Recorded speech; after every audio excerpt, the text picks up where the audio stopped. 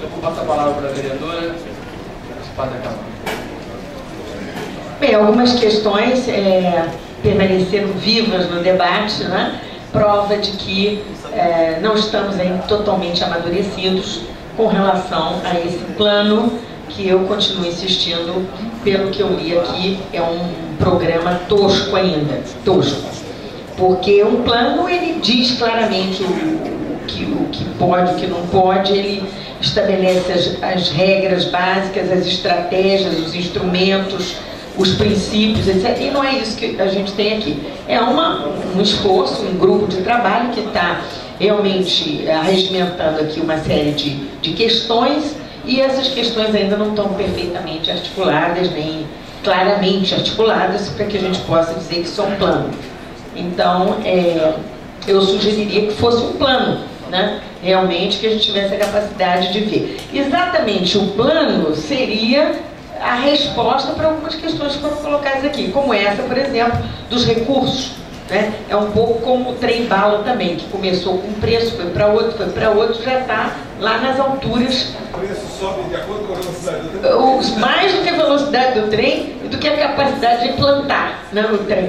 Então, isso é parte das nossas mazelas, que eu insisto sobre essa questão das nomeações dos cargos, porque, Vitória, eu tenho a impressão que nós não conseguimos fazer a reforma política, porque é tanta boca livre que vai ser sumido o processo, não é, que ninguém quer fazer essa dita reforma política.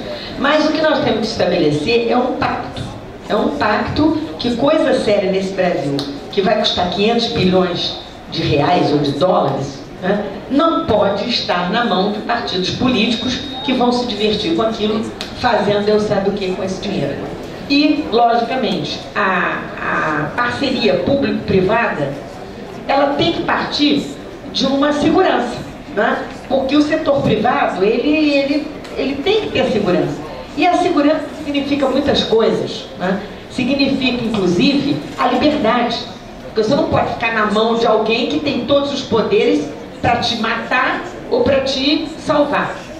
É esse o ponto, né? Eu acho que o Estado tem que ser um elemento regulador, não necessariamente uma empresa, eu não sei, eu não tenho, nesse momento, a maturidade total para dizer se deve ser uma empresa, né? Certamente que, para garantir preços muito baratos para camadas que não teriam acesso ao produto se não fosse essa redução de preço, é que o Estado tem que ter um papel, né? Ele tem que realmente ter um papel. Eu duvido que nós pudéssemos resolver isso só com o setor privado. A prova é que o setor privado está cobrando caro, né? Está cobrando caro pelo serviço. E tem lá suas razões para dizer por que é tão caro. Mas, de fato, problemas de infraestrutura num país gigantesco como esse e problemas de garantir serviços dessa natureza, de alta tecnologia, para camadas, por exemplo, de baixa renda ou para comunidades mais pobres, tem um custo que só o Estado pode cobrir. Eu acho que aí não há dúvida sobre isso. Agora, qual o modelo? Eu penso que caberia ter mais elementos sobre isso, porque realmente o Brasil não está em condição de colocar 500 bilhões de qualquer coisa em nenhum lugar, porque nós não estamos com capacidade de investimento, nós não temos essa capacidade. Então, criar empresas é complicado, né? Se for necessário, eu não vejo também por que ter preconceito. Mas, não sendo necessário, é preciso que haja os instrumentos regulatórios seguros para que grandes, médias e pequenas empresas possam operar. Eu acho que o problema do Brasil hoje, um dos gargalos mais graves que nós temos, é que o mercado é complicado demais, né? A papelória, muitas vezes o governo interfere em coisas que não precisava interferir, né? Excesso de regulação em coisas que não precisavam onde não precisava haver interferência do Estado, e certamente que falta em outros onde esse Estado precisa estar, como no caso que nós estamos discutindo aqui. Quanto à questão de conteúdo, eu concordo plenamente com o que eu ouvi aqui. Eu acho que conteúdo é coisa séria demais para que a gente dê ao Estado esse excesso de responsabilidade. Por exemplo, no caso dos livros didáticos, nós vemos horrores por aí, né? Nesses tais livros didáticos. Custam uma fortuna, são comprados, ninguém sabe por que compra um autor e não compra o outro, como se o professor não tivesse discernimento para escolher o livro que ele vai dar, por exemplo, né? O livro que ele vai adotar nas suas aulas.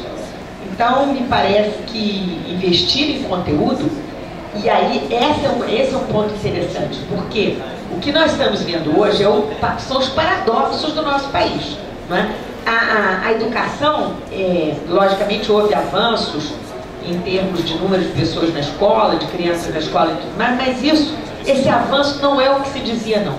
Porque eu acompanhei muito bem isso, eu tive acesso às pessoas que fizeram realmente a revolução educacional no Brasil, o professor Sérgio Costa Ribeiro, por exemplo, e já em 1994, as cifras eram essas que a gente vem dizendo, há 8 anos atrás também houve o mesmo erro, que essas mudanças são recentes. Não são recentes.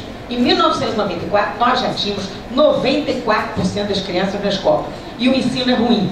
E o que está acontecendo? As pessoas, diante de um ensino caduco, mais para século XIX do que para século XXI, elas, as próprias pessoas espontaneamente, vão procurar a internet.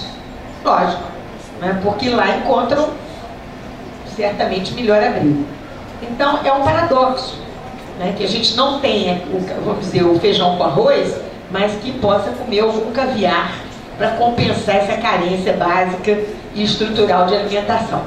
Mas eu acho que a correção é apostar no futuro, é apostar na tecnologia mesmo, porque ela vai trazer novas possibilidades, novos conteúdos, já que os conteúdos formais que estão sendo transmitidos são completamente defasados.